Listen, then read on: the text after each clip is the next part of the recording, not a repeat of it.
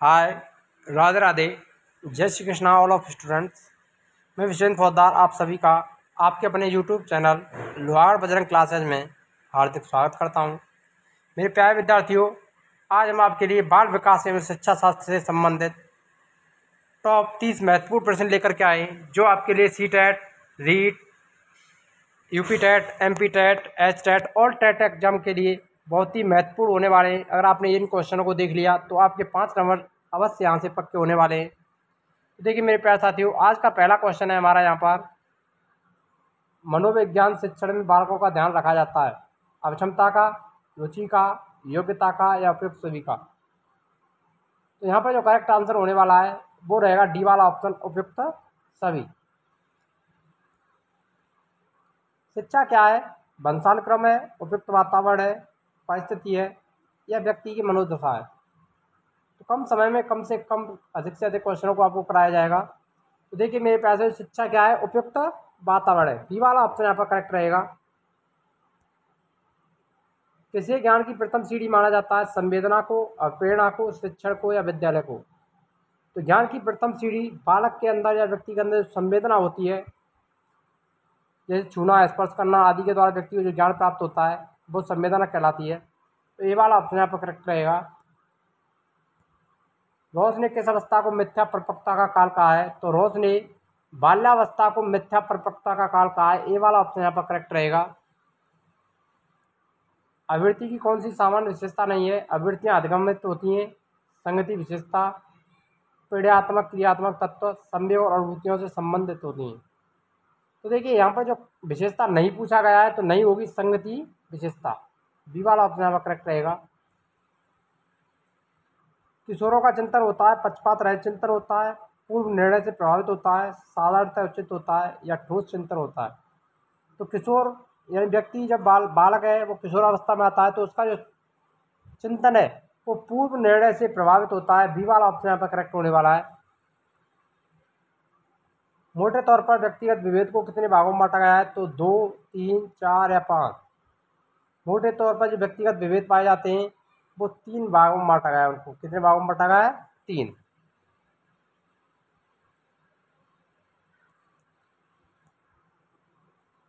व्यक्तिगत विभिन्नताओं के मापन की सबसे अच्छी मापनी है? वर्गीकृत मापनी, अंतराल मापनी, क्रमिक मापनी या अनुपात मापनी। व्यक्तिगत विभिन्नताओं की मापन की सबसे अच्छी उपयुक्त जो विधि मानी गई है तो वो मानी गई है अनुपात मापनी। डी वाला ऑप्शन यहाँ पर करेक्ट होने वाला है।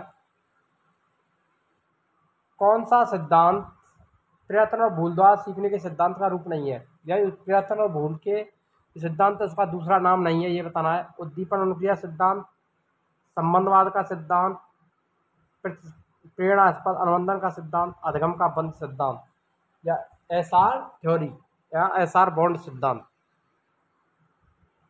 तो देखिए यहाँ पर जो करेक्ट आंसर रहेगा वो रहेगा मेरे प्यारे साथियों प्रेरणास्पद अनुबंधन का सिद्धांत। सी वाला ऑप्शन यहाँ पर करेक्ट रहेगा। ये यहाँ पर नहीं होगा। उद्दीपन अनुक्रिया सिद्धांत, संबंधवाद का सिद्धांत, एसआर बॉन्ड सिद्धांत या अधिगम का बंध सिद्धांत, ये प्रयत्न और भूल के सिद्धांत के नाम है दूसरे। जिसका जो प्रयत्न और भूल का जो सिद्धांत है वो किसके द्वारा दिया गया था? थॉर्नडाइक के द्वारा दिया गया था।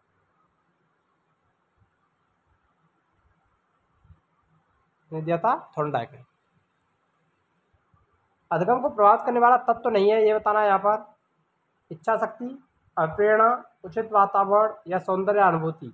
यही व्यक्ति का जो अधिगम है उसको कौन प्रभावित नहीं करता है? तो व्यक्ति के अधिगम को इनमें से जो प्रभावित करने वाला तत्व नहीं है वो है सौंदर्य अनुभूति। डी वाला ऑप्शन यहाँ पर करेक्ट हो जाएगा।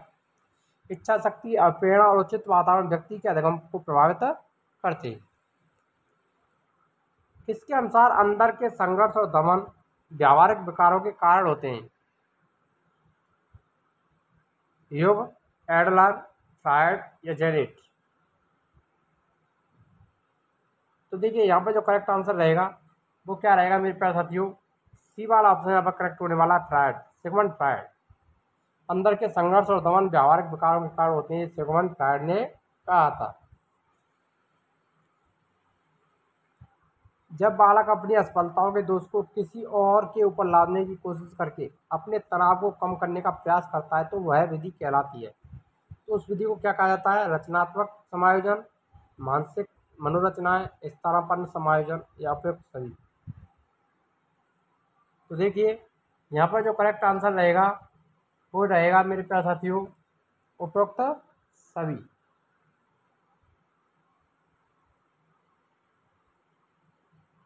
डी वाला ऑप्शन यहाँ पर करेक्ट रहेगा।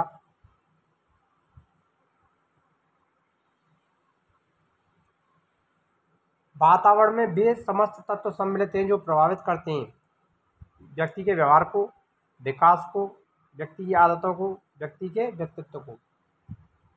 वातावरण में सभी तत्व शामिल होते हैं जो प्रभावित करते हैं व्यक्ति के व्यवहार को। किसको प्रभावित करते हैं? व्यवहार को। ये वाला ऑप्शन यहाँ पर करेक्ट होने वाला है।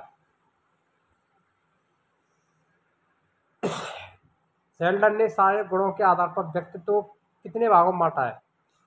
गोलाकार व आयताकार, कोमल और गोलाकार, लंबाकार और कोमल, उपरोक्त सभी। तो शेल्डन के अनुसार व्यक्तित्व के सभी प्रकार हैं गोलाकार, आयताकार, कोमल और लंबाकार। ये 4 प्रकार बताए व्यक्तित्व के शेल्डन ने। तो ये डी वाला ऑप्शन यहाँ पर करेक्ट हो जाएगा। इसने व्यक्तित्व के कितने प्रकार बांटे थे? 4। निम्न से व्यक्तित्व मापन की प्रक्षेपी विधि नहीं है।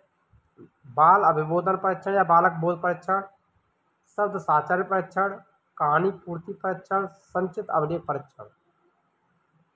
प्रक्षेपी युक्त विधि नहीं है, यानी अप्रक्षेपी विधि है, प्रक्षेपी विधि नहीं है। तो यहाँ पर ये कौन सा आंसर होने वाला है? तो यहाँ पर जो आंसर हो जाएगा डी वाला ऑप्शन है वो करेक्ट रहेगा, संचित अभिलेख परीक्षण। संचित अभिलेख परीक्षण यहाँ पर आंसर रहेगा। ये अप्रक्षेपी विधि है, ना कि प्रक्षेपी विधि। विनय साइमन स्केल है व्यक्तिक बुद्धि परीक्षण का, सामूहिक परीक्षण का, सामूहिक भाषागत परीक्षण का, इनमें से कोई नहीं। विनय साइमन स्केल यानी बुद्धि मापनी से संबंधित वैयक्तिक बुद्धि परीक्षण के लिए विनय साइमन स्केल प्रतिपादित किया गया था। ये वाला ऑप्शन यहाँ पर करेक्ट रहेगा। विनय साइमन बुद्धि परीक्षण 1908, उसके बाद 1911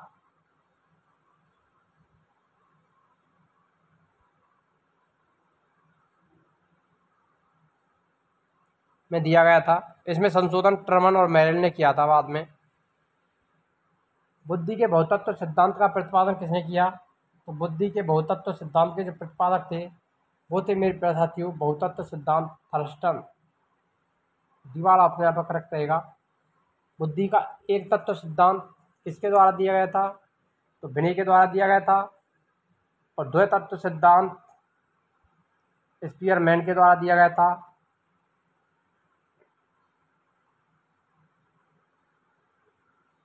और बहुतत्व सिद्धांत का प्रतिपादन किसने किया था? थर्स्टन ने। द्वय तत्व सिद्धांत की बात करें स्पीयरमैन, एक तत्व सिद्धांत विनय।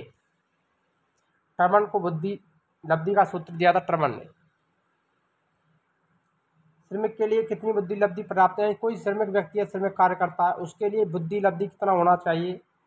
70 से 85, 60 से 70, 50 से 60 या 80 से 90। तो श्रमिकों के लिए जो बुद्धि लब्धि है उसका जो अनुपात रखा गया है वो 70 से 85 होनी चाहिए। ये वाला ऑप्शन यहाँ पर करेक्ट रहेगा। जन्मजात प्रेरक नहीं है, नींद, भूख, आदत या प्यास। जन्मजात प्रेरक की बात कर रहा है तो जन्मजात प्रेरक कौन सा नहीं है? तो यहाँ पर सी वाला ऑप्शन है वो करेक्ट हो जाएगा, आदत। नींद और भूख और प्यास ये जन्मजात होती हैं व्यक्ति की, लेकिन आदत व्यक्ति के द्वारा निर्मित की जाती है, ग्रहण की जाती है। सृजनात्मक चिंतन के मापन की दिशा में कार्य किया था थर्स्टन ने, टॉरेंस ने, गिलफोर्ड ने, उपयुक्त सभी ने। सृजनात्मक परीक्षण की दिशा में जो कार्य करने वाले व्यक्ति थे वो कौन कौन थे? तो थर्स्टन था, टॉरेंस था और गिलफोर्ड, ये सभी थे। तो डी वाला ऑप्शन यहाँ पर करेक्ट रहेगा, उपयुक्त सभी। यांत्रिक योग्यता को प्रभावित करने वाला तत्व है स्थानगत वृद्धि, प्रतिबंधित गति, यांत्रिक ज्ञान, उपयुक्त सभी। यांत्रिक योग्यता यानी व्यक्ति के अंतर जो यांत्रिक योग्यता पाई जाती है उसको प्रभावित करने वाला तत्व है, ये पूछा गया है। तो यहाँ पर ये सभी डी वाला ऑप्शन उपयुक्त सभी है वो करेक्ट हो जाएगा। मिनेसोटा यांत्रिक असेंबली परीक्षण में कुल कितने उपकरण होते हैं ये बताना है। मिनेसोटा बुद्धि परीक्षण या यांत्रिक असेंबली परीक्षण में 33, 30, 33, 38, 45। मिनेसोटा यांत्रिक जो बुद्धि परीक्षण है उसके अंतर्गत 33 उपकरण होते हैं। बी वाला ऑप्शन यहाँ पर करेक्ट रहेगा। अभिवृत्ति मापन का सर्वप्रथम कार्य किसने किया था? रूसो, वाटसन, वुडवर्थ या थर्स्टन। अभिवृत्ति मापन की दिशा में सबसे पहले जो कार्य करने वाले व्यक्ति थे तो वो थे रूसो। कौन थे? रूसो। ए वाला ऑप्शन यहाँ पर करेक्ट रहेगा।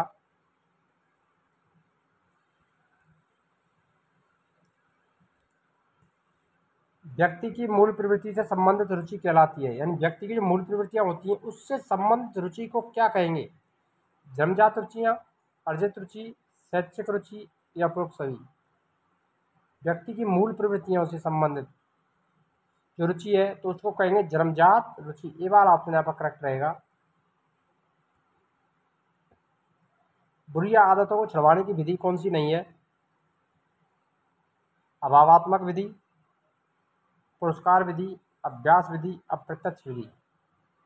यानी व्यक्ति के अंदर बुरी आदतें हैं उनको छुड़ाने की विधि कौन सी नहीं है ये बताना है।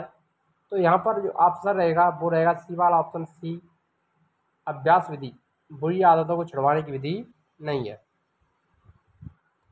शैक्षिक क्षेत्र से संबंधित विभिन्न आवश्यकताओं की पूर्ति के लिए शिक्षा किन समस्याओं पर क्रियात्मक अनुसंधान किए जा सकते हैं?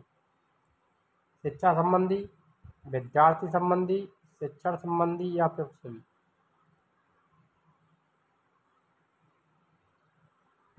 तो अनुसंधान, क्रियात्मक अनुसंधान इन सभी समस्याओं पर किए जा सकते हैं। डी वाला ऑप्शन यहाँ पर करेक्ट रहेगा। मूल्यांकन उपागम के प्रवर्तक माने जाते हैं। मूल्यांकन उपागम का जो प्रतिपादन है वो किसके द्वारा किया गया था? मूल्यांकन उपागम वो किया गया था ब्लूम, BS ब्लूम द्वारा। पी वाला ऑप्शन यहाँ पर करेक्ट रहेगा। शिक्षा प्रक्रिया के मुख्य उद्देश्य होते हैं ज्ञानात्मक, भावात्मक और क्रियात्मक और उपरोक्त सभी। तो शिक्षा प्रक्रिया ज्ञानात्मक, भावात्मक और क्रियात्मक इस सभी उसके उद्देश्य होते हैं। डी वाला ऑप्शन यहाँ पर करेक्ट रहेगा। प्रश्नावली में प्रश्नों की सूची तैयार करके उत्तरदाता के पास क्या भेजी जाती है?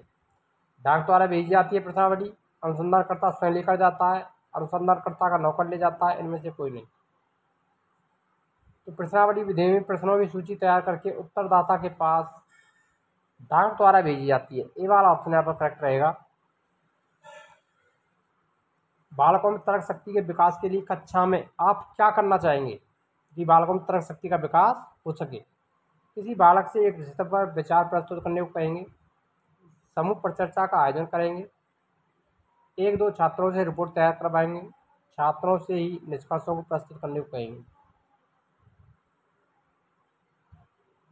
तो यहाँ पर जो करेक्ट आंसर रहेगा वो दूसरा वाला ऑप्शन है, वो करेक्ट रहेगा बी, समूह परिचर्चा का आयोजन करेंगे ताकि बालकों में अधिक से अधिक तर्क शक्ति का विकास हो सके। अगर वीडियो अच्छी लगी तो वीडियो को लाइक करें, शेयर करें, कमेंट अवश्य करें कि आपको वीडियो कैसी लगी और चैनल को सब्सक्राइब अवश्य कर लें ताकि हम आपके लिए इसी प्रकार नेचुरल टेस्ट सीरीज उपलब्ध कराते रहेंगे।